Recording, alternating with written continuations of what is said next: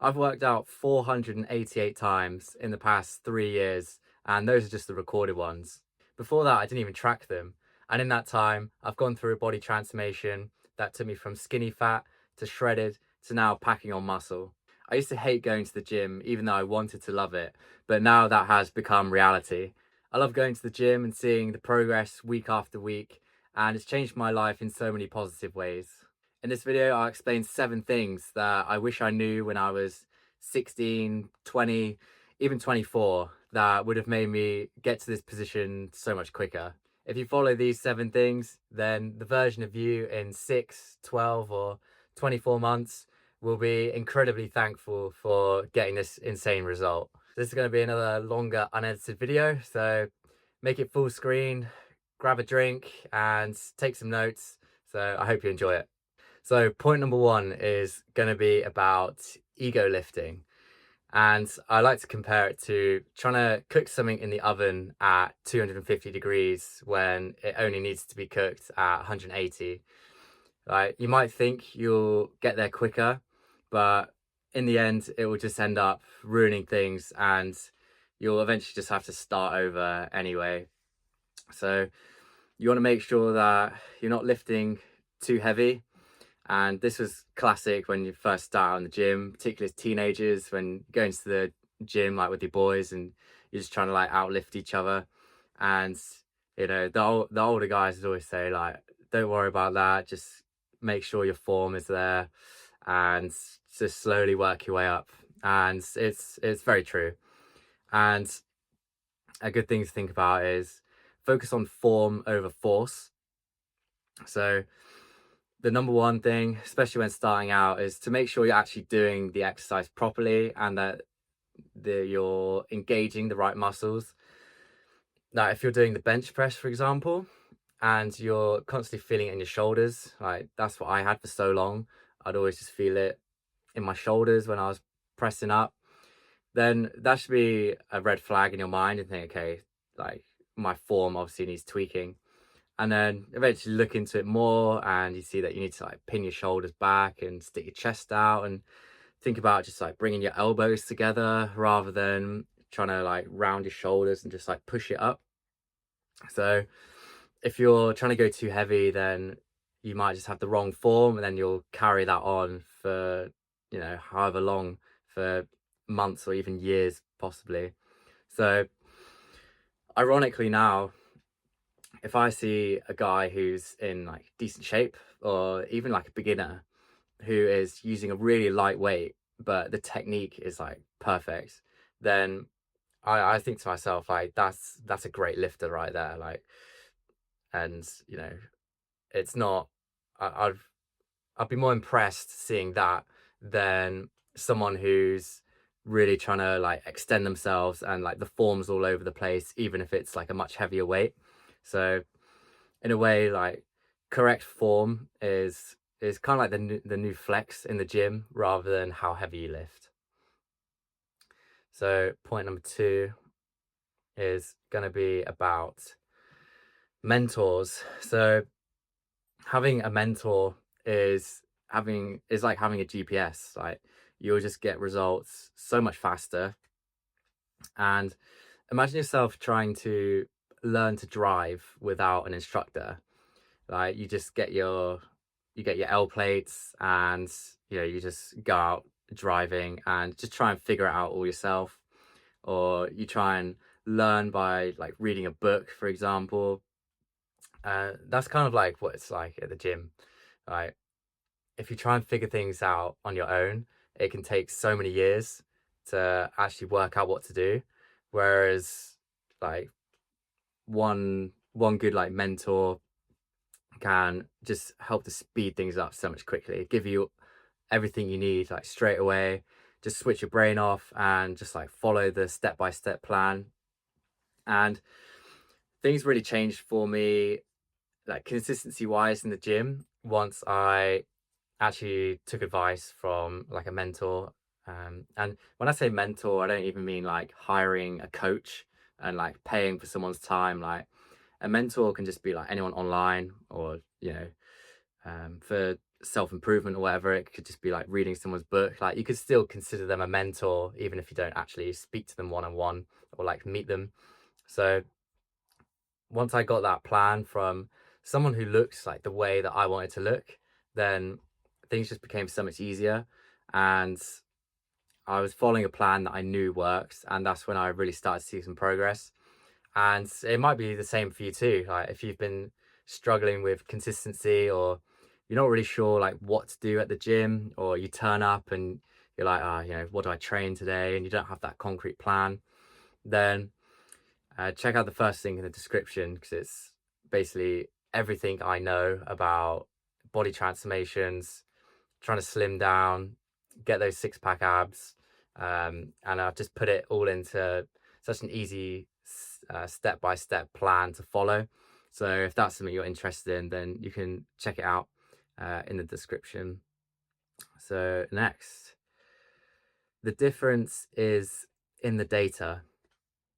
So if I'm comparing someone who's making a lot of progress, well, if I compare myself now compared to myself like 4 years ago, for example, my older self would turn up to the gym with no plan. If you came up to me and asked what you're training today, I'd be like, oh, haven't really trained in a while, so I'll probably just do like chest and maybe a bit of tries, just because that's like fun.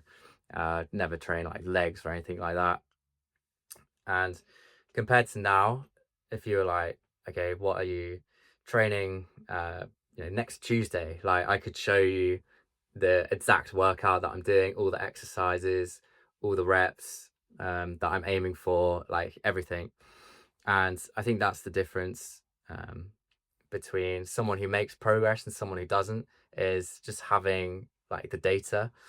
And another one is like, if you have a set plan, say you're doing like Monday, Wednesday, Friday, which is what I used to do when I was working like an office job, and someone was like, oh, do you want to come out for a meal after work on Friday? And then if you've got like this set plan, then you can be like, oh, sorry, I'm training on Friday, like how about we do Thursday? Or whereas if you're just like sporadic in your training, then you're far more likely to just say yes to like a bunch of things and end up missing training. And one thing I've got written here is that 5% more work could amount to 200% more progress. And this might seem like an exaggeration, but 200% like faster results, that's only like 3 times quicker. So if a particular transformation would take like 4 months, for example, if you were like really on it, if you don't do this tiny like 5% of extra work, then that would end up taking you a year or even longer. You might never actually reach that end goal. So I'll talk more about what that kind of 5% is, but it's to do with the data. It's tracking your weight every day, comparing your weigh-ins week on week, making sure you're losing that 0.5 to 1% body weight per week, or if you're bulking, gaining that 0.2 to 0.5 kilos per week.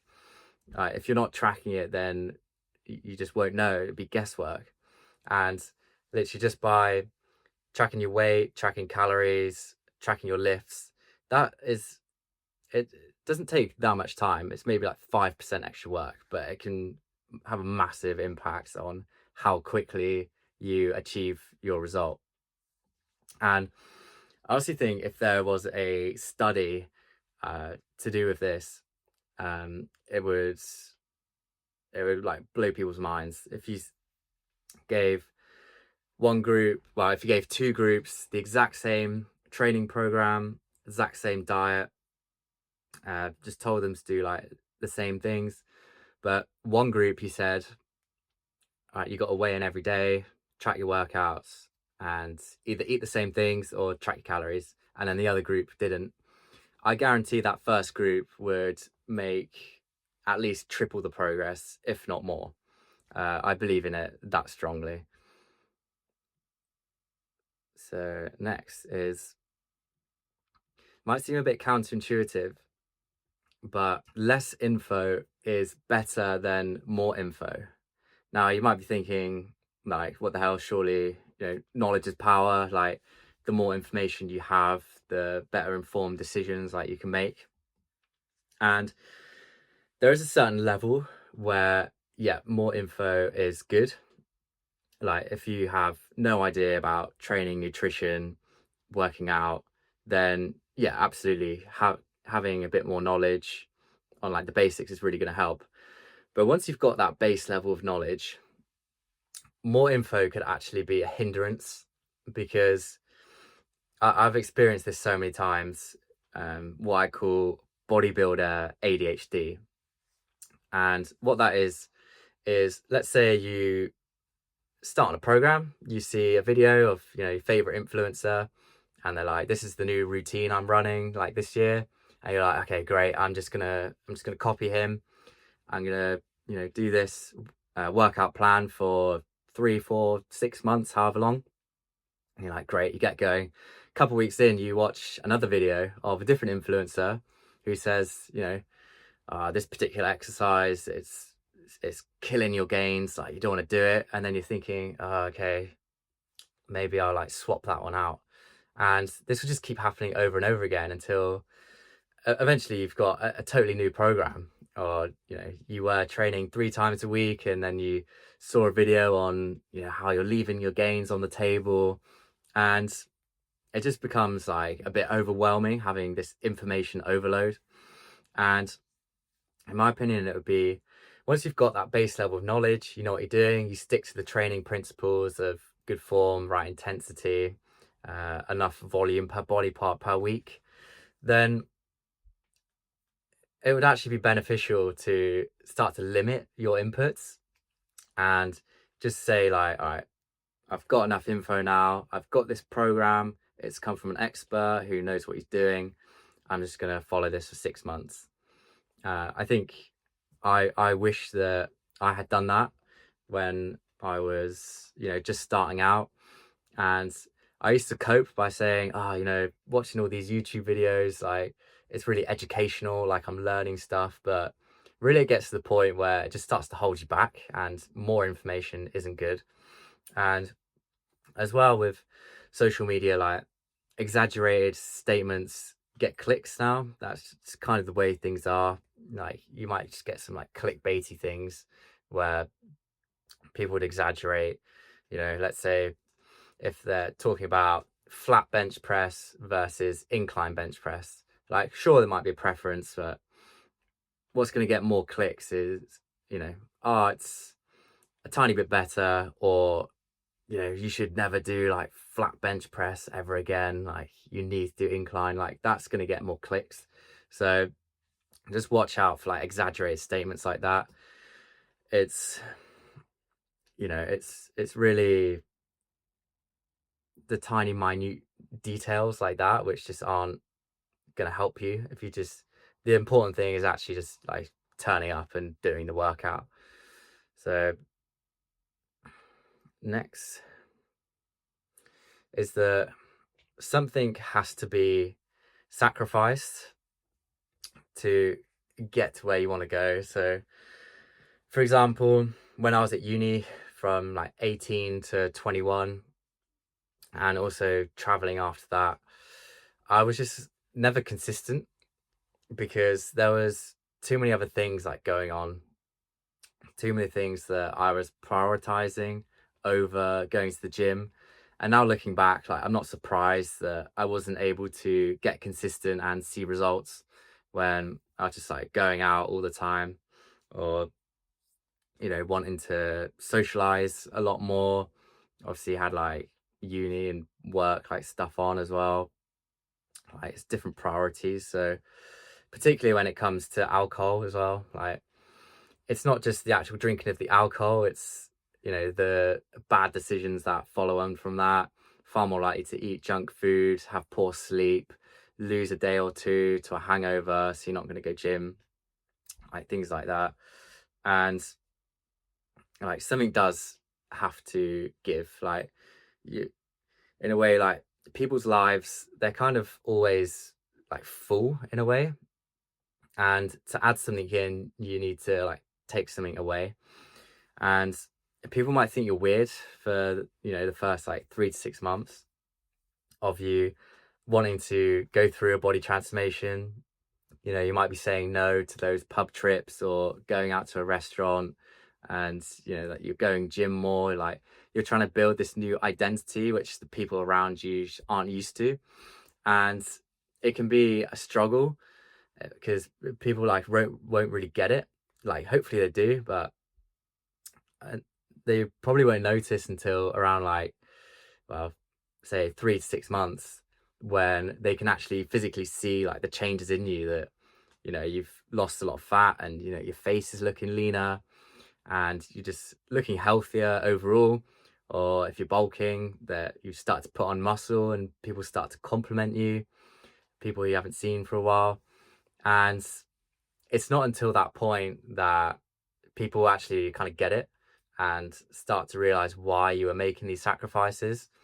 So have a think about what things in your life might you need to hold back just temporarily, because change is much more difficult than maintenance. So, going from 20% body fat to 12%, getting these visible abs, that's harder than just maintaining the 12% body fat, because you have to be in a calorie deficit to get there. But once you're there, then to maintain it, you just have to eat at maintenance. So you just feel a lot better. So that's really important. Think about what things you might need to sacrifice. So, point number 6, consistency is everything. And a good program for 2 years is way better than a perfect program for 2 months. And I think we can all understand this fairly well. And it goes back to like enjoyment really is the number one. Like if you have a decent program but you really enjoy it and you look forward to every session, compared to like the perfect program where you're doing exercises you don't like. For example, in my case, like Bulgarian split squats, like I hate doing them, so I just took them out and I just do exercises that I like instead, like a hack squat, or even like a barbell squat or leg press. Like consistency should be number one, and it's better to build that first and before going through the intensity. Sure, like once you've built the habit, you enjoy going, you've made some progress, then sure, you can eventually add in some other exercises and bring them back and give them a go and work on your form and everything. So, but yeah, really consistency is the number one thing. And for me, I always used to think that the more training you do, the better and the faster results you get. So, I didn't see any problem with like training every day. And, me and my mates would used to, it'd be a competition to see who can train like the longest days, the most days in a row. So, like 14 days in a row training at the gym, which I know now is just like not optimal at all, because you need your rest and recovery. But also that it's much harder to stick to if you're doing 5 or 6 workouts per week compared to doing 3. And it wasn't until I made the promise to myself, like, all right, I'm just going to do 3 sessions a week, 45 minutes. I just lowered that bar, and then I was able to stick to that. And then once I had been doing that for like a year or so, then I was like, all right, you know what? Like I know what I'm doing now. I know all about the different exercises. I can make my own program. And then I could start doing like 2 days on, 1 day off, and then training like 3 days on, 1 day off, and building the volume from there and doing longer sessions with more sets. And I'm just able to like enjoy that much more now. Whereas if I had started with the amount of volume and sessions I'm doing right now, then I'm not sure if I ever would have like committed to the gym for as long as I have. So consistency is everything. And lastly, muscle is confidence. I wish I knew this when I was growing up, or I say growing up, but like as a teenager, like early adult, I was I was very like shy as a kid. I wasn't very confident. I didn't like talking to people too much, particularly in like big group settings. And I was very much introverted. I liked my own space, that kind of thing. And I always used to think, people would say, you need to be more confident, like to, have better social skills and stuff. You just need to be able to talk better. And I was like, okay. So I used to think that confidence was basically from the words that you spoke. So, you need to become funnier, more charming, more charismatic. And it was about what you said was how you like became confident. And what I've kind of realized now is like that's kind of like secondary, right? Since I've been going to the gym, like I used to be like super skinny, and then I had a bit of like a skinny fat period as well. And ever since I've like committed to the gym for the past, 2 and a bit years, shredded down and then building muscle back up, and you start like getting compliments from people. uh People respect you more, right? It's kind of unwritten, but it's really true. Then that how do you say, like that validation, almost, if that's the right word, from other people, like that's kind of what builds your confidence, and you just feel more confident like in yourself. And particularly when it comes to women, like don't listen to women who say that they don't want big muscles, like they don't like big muscles. What they mean when they say that is that they don't really like the big like Mr. Olympias, like on drugs, like steroids, that kind of thing. But even then I would say, I watched a Arnold Schwarzenegger documentary on Netflix, and at his peak he would do like these shows where he would literally just stand on like an elevated platform with like a big light coming down, and people would literally pay to like go in and just like watch him like do some poses and stuff, like. And then these same like people, well, these same women who are like there like watching, like gawking over him, would be like, oh no, like I don't like muscle. Well, they wouldn't pay to go and see just like a random skinny fat bloke stand up on that stage and do some poses. So just like be careful what you listen to. And yeah, there was a study on like what was the most attractive physique, and I can't remember the exact percent. I'll pop it up on the screen. And it was like such and such percent said they would like their partner, but it's like they were talking to the female, and it was like such and such percent would like their partner to bulk up a bit, and it was a really high percentage. And I would say that every woman would happily have their male partner gain 10 kilos of lean mass. Like, although they would say, you know, I like you the way you are, you're getting a bit too big now. Like, you don't need to gain any more muscle. You don't need to start going to the gym. Guaranteed, if she could click her fingers and her man was suddenly 10 kilos, had 10 kilos more muscle, like they would do it. And I think it's the same for, like a female partner.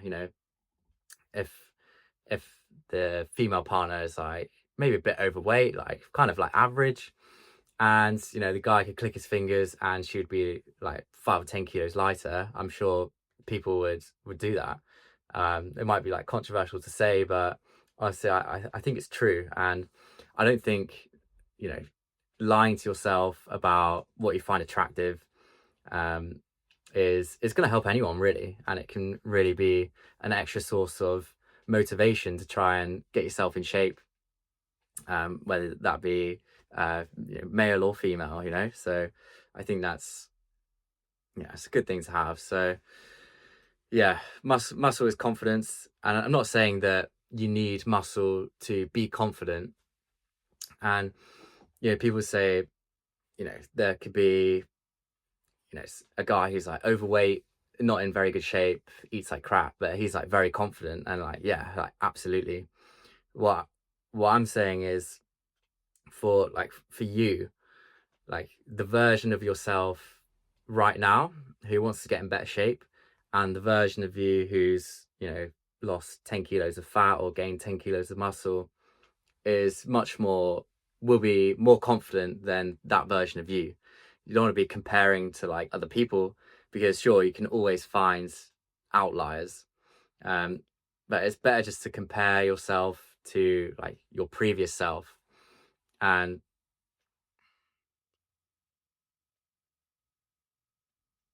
that's why the game of, trying to improve yourself is just so fun, because you see the improvement week on week, month on month, and that's, it can get like kind of addictive.